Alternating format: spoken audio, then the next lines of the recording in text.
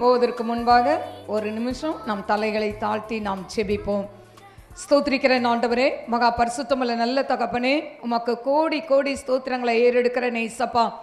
இந்த நாளிலையும் கூட கத்தாவே வந்திருக்கிற உடைய பிள்ளைகளை கண்ணோக்கி பாருங்க ஏசப்பா. எத்தனையோ ஆண்டவரே தடைகள் மத்தியில் உடைய பிள்ளைகளை கொண்டு வந்திருக்கிறீங்க ஏசப்பா. ஆண்டவரே நீங்கள் ஆண்டவரே இந்த கிறிஸ்மஸ் ஆண்டவரே ஆராதனை நீங்கள் ஆசீர்வதிக்க வேண்டுமாறு ஜெபிக்கிறேன். உம்முடைய நாமத்தை மகிமைப்படுத்தும் அந்த கரத்தில் தாழ்த்தி ஒப்பு கொடுக்கிறேன். அடிமை சிலுவையில் நிழலில் மறைத்து நீங்கள் பேசுங்கப்பா. உம்முடைய நாமத்தை மாத்திரம் மகிமைப்படுத்துங்க. இயேசுவின் நாமத்தில் கேட்கிறேன் பிதாவே, ஆமேன். Praise the Lord. இந்த நாளிலையும் கூட நம்ம கிறிஸ்மஸ் செலிப்ரேஷன் பண்ண வந்திருக்கிறோம், அப்படி தானே? எனக்கு அருமையான தேவ பிள்ளைகளே, இவ்வளோ நாள் ஊழியத்தில் முதல் இந்த வருஷம்தான் கிறிஸ்மஸ் ப்ரோக்ராமே வைக்கிறோம். ஏன்னா எத்தனையோ முறை சண்டே கிளாஸ் எடுத்திருக்கேன், ஆனாலும் ஆண்டு விழாக்கு மட்டும்தான் அதாவது பாட்டெல்லாம் போட்டு ட்ராமாலாம் இது பண்ணுற வழக்கம். ஆனால் இந்த முறை ஃபஸ்ட் டைம் இந்த கிறிஸ்மஸ் ப்ரோக்ராமை ஆண்டவர் செய்யும் வழியாய் கொடுத்த கிருபைக்காய் நான் ஆண்டவருக்கு நன்றி செலுத்துகிறேன். வந்தவங்க ஒவ்வொருத்தரையும் கர்த்தர் ஆசீர்வதிப்பார். இந்த நாளிலையும் நம்ம எல்லாரும் கிறிஸ்மஸை செலிப்ரேட் பண்ணுறோம். ஆனால் இந்த கிறிஸ்மஸை எப்படி கொண்டாடணும் அப்படின்னு தான் இன்றைக்கி பார்க்க போகிறோம். அதாவது எது உண்மையான கிறிஸ்மஸ் அப்படின்னு சொல்லி தலைப்பில் இன்றைக்கி நாம் வேதத்தில் சில காரியங்களை பார்க்கலாம்.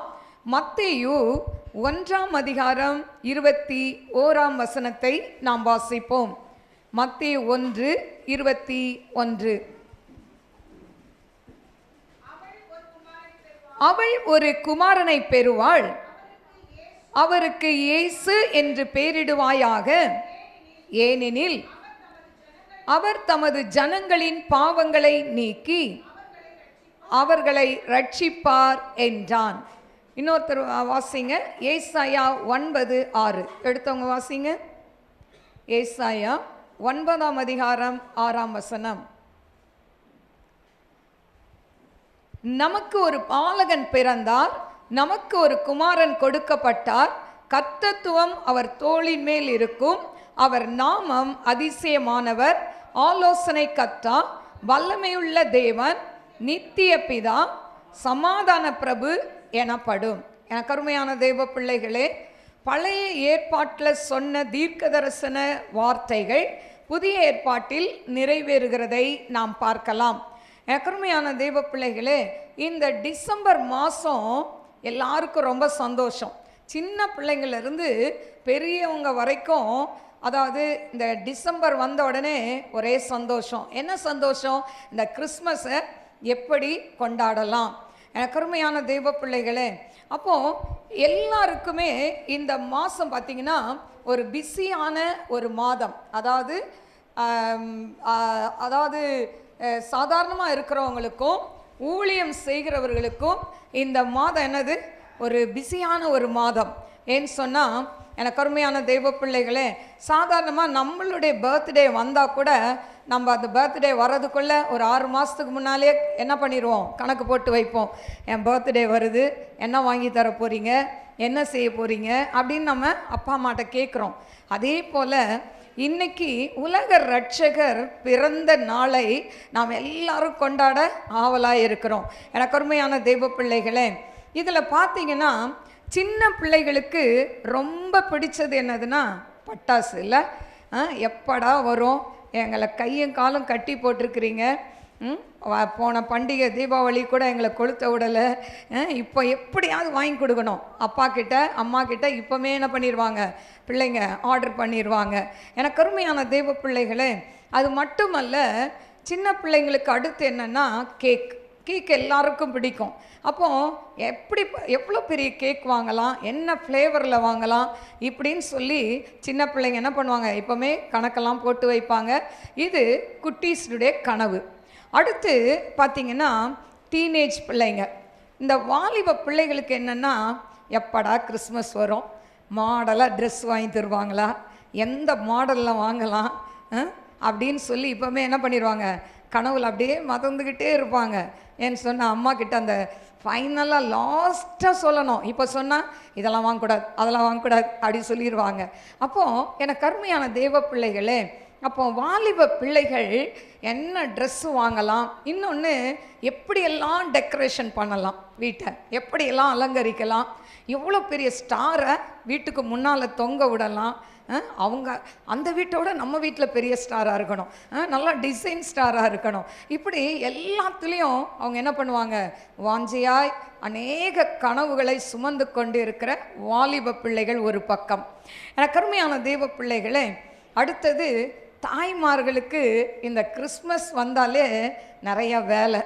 ஒரு பக்கம் வீடெல்லாம் சுத்திகரிக்கணும், இன்னொரு பக்கம் பிள்ளைங்க கேட்குற அந்த ஸ்நாக்ஸு எத்தனையோ நம்ம கடையில் வாங்கி கொடுக்குறோம். ஆனாலும் அம்மா செய்கிற மாதிரி இருக்குமா சொல்லுங்கள்? இல்லை. ஆனால் நிறைய சோம்பேறி அம்மாலாம் செய்ய மாட்டீங்க, செய்யுங்க. ஹல்லேலூயா. எனக்கு அருமையான தேவ பிள்ளைகளே, அப்போ அம்மா கிட்டம்மா இதை மாதிரி செய்யுங்கம்மா, அதை மாதிரி செய்யுங்க. சும்மா அந்த காலத்தில் மாதிரியே ஒரு முறுக்கி அதிரசத்தையும் வச்சு ஏமாற்றக்கூடாது, அப்படி தானே? அப்போது இப்படிலாம் பிள்ளைங்க பட்ஜெட் போட்டு கொண்டு இருக்கிற இந்த நாட்களில் தாய்மார்கள் நம்ம அம்மா, அதாவது பிள்ளைகளுக்கு என்ன பிடிக்கும் அதை நேர்த்தியாக செய்து கொடுக்கணும்னு ஒரு பக்கம் தாய்மார்கள் கனவு ஒரு பக்கம். இன்னொரு பக்கம் சகோதரிகளுக்கு என்ன கனவுனா, நம்ம வீட்டுக்காரர் நம்மளை கேட்காமலே நமக்கு, அதாவது பட்டு புடவை எடுத்து கொடுப்பாங்களா, இல்லாட்டா ஒரு நல்ல புது மாடலில் ஒரு செயின் எடுத்து கொடுப்பாங்களா, அப்படி ஒரு கனவு சகோதரிகளுக்கு. எத்தனை பேர் கனவு காண்றீங்கன்னு தெரியல, சகோதரர்லாம் வந்திருக்கிறாங்க, அதனால தான் சொல்கிறேன். நீங்கள் கனவு காண்றதை அவங்க நிறைவேற்றிடுவாங்க. ஹல்லேலூயா. எனக்கு அருமையான தெய்வ பிள்ளைகளே, இப்படி ஒரு பக்கம் தாய்மார்களுடைய கனவு. இப்போ சகோதரர்களுடைய கனவு என்னன்னா, ஏன்டா இந்த கிறிஸ்மஸ் வந்தது. ஹல்லேலூயா. எனக்கு அருமையான தெய்வ பிள்ளைகளே, பாருங்கள், அவங்க பட்ஜெட்லாம் எங்கே போகுது? பிள்ளைங்க எழுந்து என்ன சொல்லலாம்ப்பா, எனக்கு இதை மாதிரி வாங்கி கொடு, அதை மாதிரி வாங்கி கொடு. எல்லாருமே போய் கேட்குற ஒரு இடம் எது? அப்பா கிட்ட தான் கேட்பாங்க, இல்லை ஒரு சிலர் தான் அம்மா கிட்ட போவாங்க. இப்போ இந்த குடும்ப தலைவன் என்று சொல்கிற சகோதரர்களுக்கு இந்த மாதம் ஒரு திண்டாட்டம். ஹல்லேலூயா. ஆனாலும் அந்த திண்டாட்டத்தின் மத்தியிலும், ஐயோ என் மனைவிக்கு இது ரொம்ப பிடிக்கும், அவள் கேட்காமலே நான் வாங்கி தருவேன் அப்படின்ற நல்ல சகோதரர்கள் உட்கார்ந்துருக்கிறாங்க. ஹல்லேலூயா.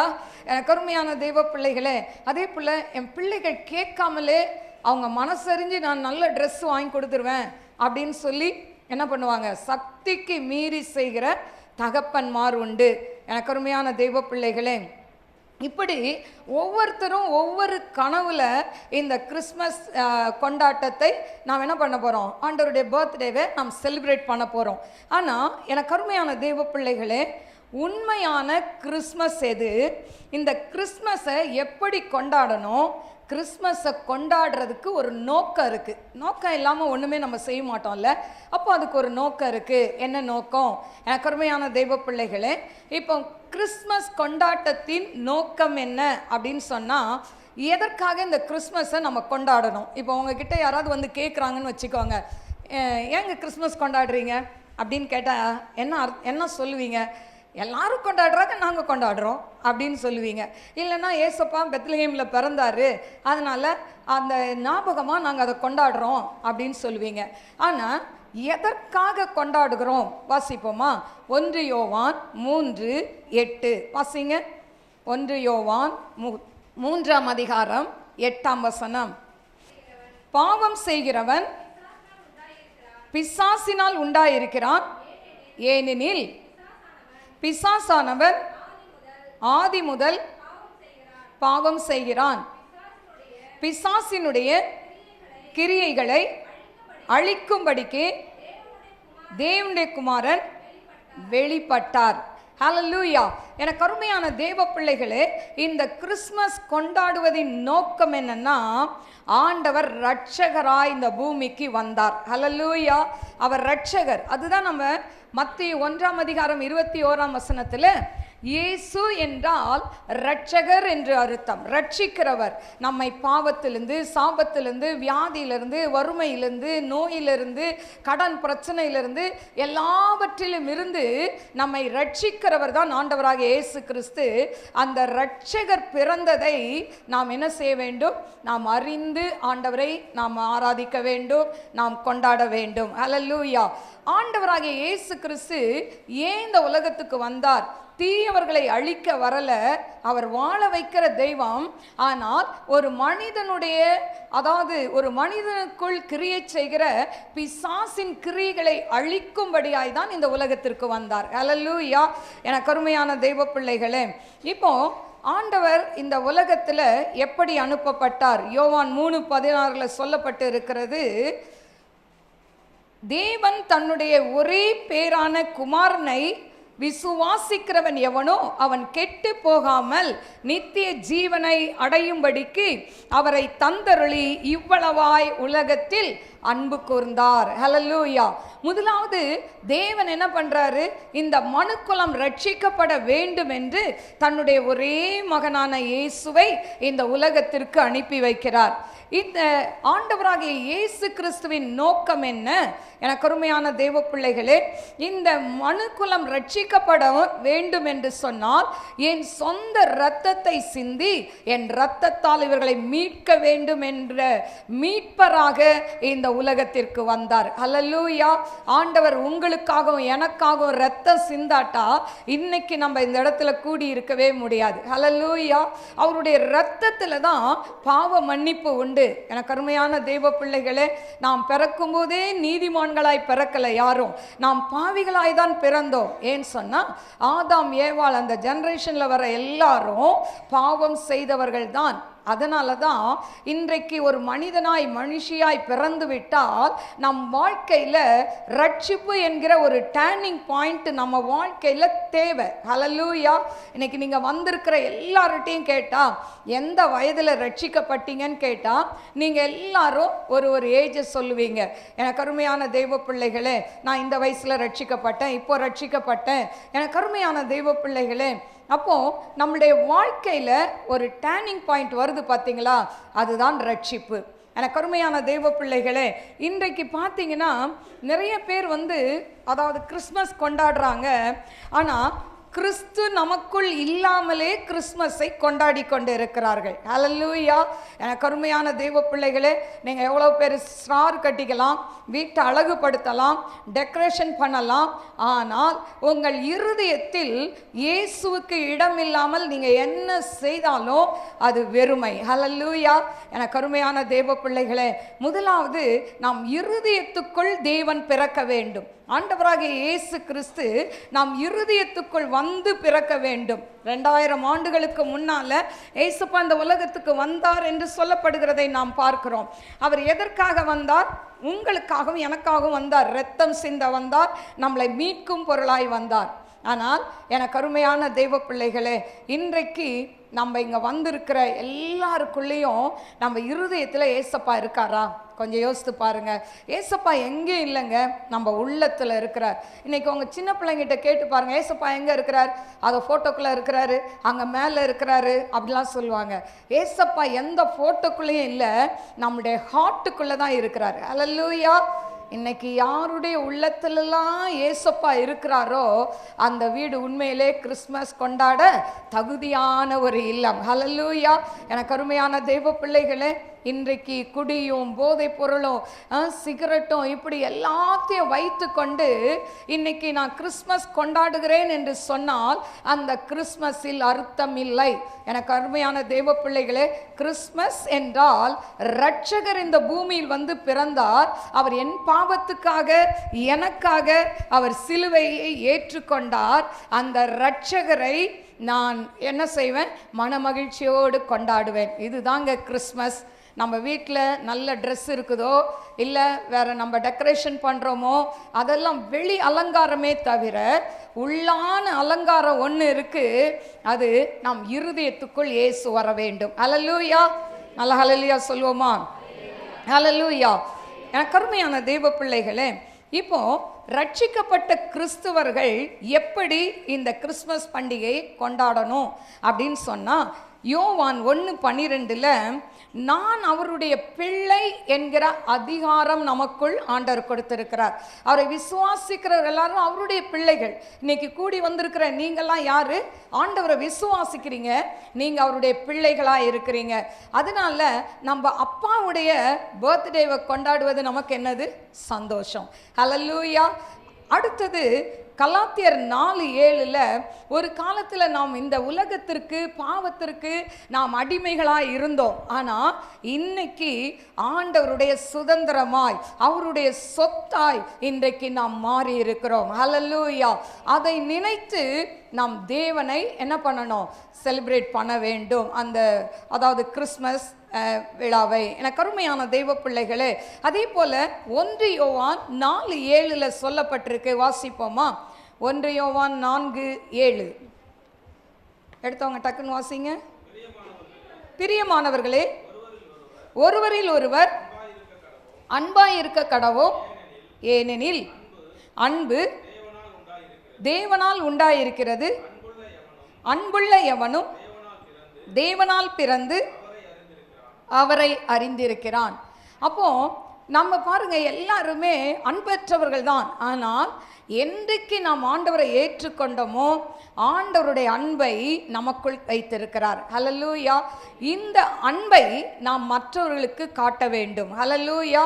நாம் இந்த கிறிஸ்மஸ் விழாவை கொண்டாடுவதற்கு முன்பாக நம்முடைய வாழ்க்கையில் யார் மேலெல்லாம் கசப்பாக இருக்கிறோமோ, யாரெல்லாம் மன்னிக்க முடியாமல் செத்தாலும் அவன் வீட்டு வாசலை மிதிக்க மாட்டேன், இல்லைன்னா செத்தா அவங்க வரக்கூடாதுன்னு வைராக்கியமாக இருக்கிறீங்களோ, முதலாவது என்ன பண்ணணும்? ஆண்டட்ட மன்னிப்பு கேளுங்க. ரெண்டாவது ஒரு மெசேஜ் அனுப்புங்க, இதை மாதிரி என்னை மன்னிச்சிருங்க அப்படின்னு சொல்லி. எனக்கு கருமையான தேவ பிள்ளைகளே, கிறிஸ்மஸ் கொண்டாட்டத்திற்கு முன்பாக நாம் செய்ய வேண்டியது என்னென்னா, யார்கிட்டெல்லாம் பேசாமல் இருக்கிறீங்களோ அவங்ககிட்ட சமாதானம் ஆயிருங்க. ஹல்லேலூயா. எனக்கு கருமையான தேவ பிள்ளைகளே, அதே போல் பார்த்தீங்கன்னா ரோமர் 5:5 ஒருவர் வாசியுங்கள். ரோமர் 5:5 மேலும்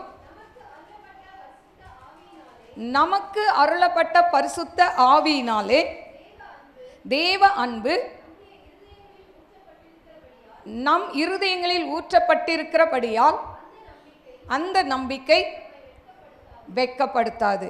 அப்போ ஆவியானவர், பரிசுத்த ஆவியானவர் நமக்கு ஊற்றப்பட்டிருக்கிறபடினால நாம் எப்படி இருக்கிறோம்? அன்பாய் இருக்கிறோம். ஹல்லேலூயா. எனக்கு அருமையான தெய்வ பிள்ளைகளே, நாம் ஆண்டவரை ஏற்றுக்கொள்ள முன்னால நாம் அன்பற்றவர்களாய், இரக்கமற்றவர்களாய், ஒருவேளை கோபக்காரங்களாய் இருக்கலாம். ஆனால் என்றைக்கு ஆண்டவருடைய அந்த அபிஷேகம் நமக்குள் ஊற்றப்பட்டதோ தேவன் நம்மை மாற்றுகிறார் என்று வேதம் சொல்கிறதை நாம் பார்க்கலாம். அடுத்தது யோவான் 13:34-35 ஒருத்தர் வாசியுங்கள். யோவான் 13:34-35 நீங்கள் ஒருவரில் ஒருவர் அன்பாயிருங்கள், நான் உங்களில் அன்பாய் இருந்தது போல நீங்களும் ஒருவரில் ஒருவர் அன்பாயிருங்கள். இந்த புதிதான கட்டளையை உங்களுக்கு கொடுக்கிறேன், நீங்கள் ஒருவரில் ஒருவர் அன்புள்ளவர்களாய் இருந்தால் அதனால் நீங்கள் என்னுடைய சீஷர்கள் என்று எல்லாரும் அறிந்து கொள்வார்கள். அப்போ எனக்கு அருமையான தெய்வ பிள்ளைகளே, நாம் அன்பாய் இருக்க வேண்டும் அப்படின்னு வேதம் பல இடங்களில் போதிக்கிறதை நாம் பார்க்கிறோம். இன்றைக்கி நீங்கள் குடும்பத்தில் அன்பாக இருக்கிறீங்களா? உங்கள் கணவனிடத்தில் அன்பாக இருக்கீங்களா? கணவன் அதாவது சகோதரர்கள் மனைவி இடத்தில் அன்பாக இருக்கிறீங்களா? எனக்கு அருமையான தெய்வ பிள்ளைகளே, அன்பு இல்லாமல் நீங்கள் ஆண்டவருடைய பிறந்த நாளை கொண்டாடுவது விருதாவான ஒரு காரியம். இன்னைக்கு நிறைய இடத்துல உள்ள கணவன் மனைவிக்குள்ள சமாதானமே இருக்காது, பயங்கரமான சண்டை. ஆனால் கிறிஸ்மஸ் கொண்டாட்டம் தடபுடலாம் நடந்துட்டு இருக்கோம். இது வெளி பார்வைக்கு பாரு இவங்க எவ்வளோ அழகாக செலிப்ரேட் பண்ணுறாங்க, மற்றவங்க மார்க் போட்டுடலாம், ஆனால் ஏசப்பா மார்க் போட மாட்டார், அவரை ஏமாற்ற முடியாது. எனக்கு அருமையான தெய்வ பிள்ளைகளே, இன்றைக்கு ஆண்டவருடைய வார்த்தைகளை முழுவதுமாய் நாம் ஏற்றுக்கொண்டு அதன்படி நடக்கிற கிறிஸ்தவர்களாய் நாம் வாழ வேண்டும். எனக்கு அருமையான தெய்வ பிள்ளைகளே, அதே போல் பார்த்தீங்கன்னா மத்தேயு 5ஆம் அதிகாரம் 44 48, இதில் 44ஆம் வசனத்தை நான் வாசிக்கிறேன். நான் உங்களுக்கு சொல்கிறேன், உங்கள் சத்துருக்களை சிநேகியுங்கள், உங்களை சபிக்கிறவர்களை ஆசீர்வதிங்கள், உங்களை பகைக்கிறவர்களுக்கு நன்மை செய்யுங்கள், உங்களை நிந்திக்கிறவர்களுக்காகவும் உங்களை துன்பப்படுத்துறவர்களுக்காகவும் ஜெபம் பண்ணுங்கள். எனக்கு அருமையான தெய்வ பிள்ளைகளே, இந்த கிறிஸ்மஸ் என்னன்னா சத்துருவை நேசிக்க சொல்றார் ஆண்டவர். ஹல்லேலூயா. யாரெல்லாம் சத்துருவா இருக்கிறாங்களோ அவங்கள என்ன பண்ணுங்க, நேசிங்க.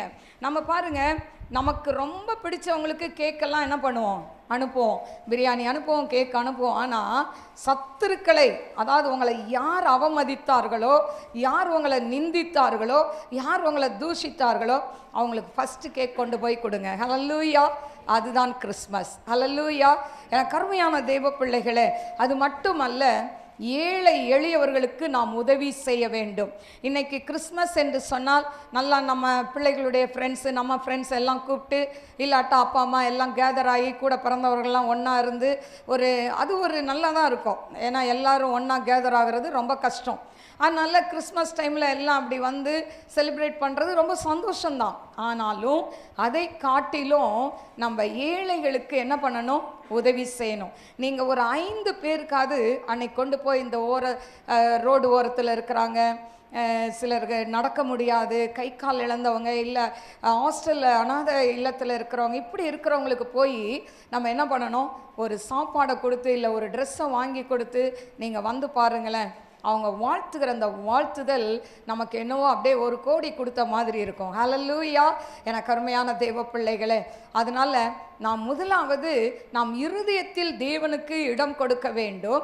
2வது நாம் அன்பாய் மற்றவர்களை உபசரிக்க வேண்டும். முதலாவது உங்கள் குடும்பத்தில் அன்பாக இருங்க, கணவனிடத்தில் அன்பாக இருங்க, கணவன் மனைவி இடத்துல அன்பாக இருக்கணும், பெற்றோர்கள் இடத்துல பிள்ளைகள் அன்பாக இருக்கணும். அம்மா அப்பாவை எதிர்த்து பேசாதீங்க. அவங்களுடைய மனம் கசந்து போகும்போது அது உங்களுக்கு சாபமாக இருக்கும். ஹல்லேலூயா. இன்னைக்கு என்ன வேதனை உங்கள் அம்மாவை படுத்துறீங்களோ அதே வேதனை உங்களுக்கு பின்னால் உங்கள் பிள்ளைங்க என்ன பண்ணுவாங்க, கேலி கேட்பாங்களா, கேட்க மாட்டாங்களா? நீ எதை விதைக்கிறாயோ அதை தான் அறுப்பாய். எனக்கு அருமையான தேவ பிள்ளைகளே, அதனால் குட்டி பிள்ளைகள், வாலிப பிள்ளைகளுக்கு சொல்கிற ஒரு காரியம், தாய் தகப்பனை கனம் பண்ண வேண்டும். இன்னொன்று பார்த்தீங்கன்னா, இந்த கிறிஸ்மஸ் கொண்டாட்டத்தில் நம்ம செய்ய வேண்டிய மிக முக்கிய காரியம் என்னென்னா, வயதான பெற்றோர்களை கனம் பண்ணுங்க. இன்றைக்கி நிறைய வயதான பெற்றோர்களை பிள்ளைகள் கவனிக்கிறதே இல்லை. அவங்க உடுத்துறாங்களோ உடுக்கலையோ, ஆனால் அவங்களுக்குன்னு ஒரு ட்ரெஸ்ஸை வாங்கி கொண்டு போய் கொடுத்து, அவங்களுக்கு பிடித்த ஒரு ஸ்வீட்டை வாங்கி கொடுத்து, ஐயோ சுகர் இருக்குது, பிபி இருக்குது, இதெல்லாம் சாப்பிடக்கூடாது, பரவாயில்ல ஒரு நாள் சாப்பிட்டுட்டு போட்டோம், அதனால் வாங்கி கொடுத்து அவங்களுடைய உள்ளம் பாரு, ஐயோ என் பிள்ளைங்க வந்து என்னை பார்க்க வந்துருச்சு. எத்தனை தாய் தகப்பன் இன்னைக்கு கண்ணீர் வடிக்கிறாங்க. ஹல்லேலூயா. எனக்கு அருமையான தெய்வ பிள்ளைகளே, அதனால் திருமணமானவர்கள் இந்த கிறிஸ்மஸ் தினத்தில் ரொம்ப லாங்காக ஊரில் இருந்தால் பரவாயில்ல, பக்கத்து தெருவில் 4 தெரு தள்ளி அவங்க அம்மா அப்பா இருக்கிறாங்கன்னு சொன்னால் நிச்சயமாக அவங்களுக்கு போய் ஏதாவது கிஃப்ட்டு கொடுத்து அவங்கள நீங்கள் சந்தோஷப்படுத்தி வரணும். அவங்க 1000 தப்பு செய்யலாம். எங்கள் அம்மா எங்கள் அப்பா இப்படிலாம் பேசுகிறாங்க, ஓகே, அவங்க வயசாகி போச்சு, அவங்க அப்படி தான். ஆனால் நீங்கள் செய்ய வேண்டிய கடமையை நீங்கள் செய்யுங்க. கர்த்தர் அதில் பிரியமாக இருக்கிறார். ஹல்லேலூயா. அதனால் இந்த கிறிஸ்மஸ் தினம் என்பது எதற்காக கொண்டாடுகிறோம், உண்மையுள்ள கிறிஸ்மஸ்னால் என்னன்னு சொல்லி பார்த்தோம். அப்போ வெறும் இந்த வெளி காரியங்கள் மட்டும் கிறிஸ்மஸ் அல்ல, நம் உள்ளம் முதலாவது கழுவி சுத்திகரிக்கப்பட வேண்டும். இன்னும் யாரெல்லாம் ரட்சிக்கப்படாமல் இருக்கீங்களோ ஏசப்பா என்னை ரட்சிங்க ஏசப்பா, என் வாழ்க்கையில நீங்க வாங்க ஏசப்பா, என் இருதயத்துக்குள்ள நீங்க வாங்க ஏசப்பா, நான் விடுபட முடியாத பாவ காரியத்தில் இருக்கிறேன்ப்பா, என்னை அதிலிருந்து விடுதலை செய்யுங்க அப்படின்னு கேளுங்க.